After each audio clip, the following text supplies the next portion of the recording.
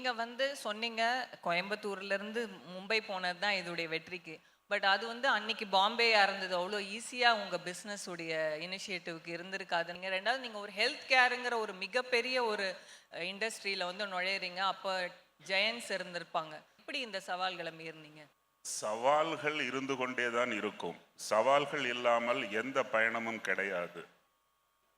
Fortunately நான் பட்டிக்காட்டில் பிறந்தவன். இதை நான் எல்லா மேடைக்கு போனாலும் திருப்பி திருப்பி சொல்கிறேன். பட்டிக்காட்டில் பிறந்து ஏழையாக பிறந்தவனால சார்ட் அவுட் பண்ண முடியாத பிரச்சனையே கிடையாது.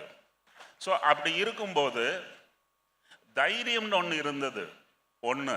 ரெண்டாவது, விழுந்தால் வலிக்கும் என்ற பயம் இல்லை. விழுந்தால் எழுவோம் என்கின்ற தைரியம் இருந்தது. இது ரொம்ப முக்கியம்.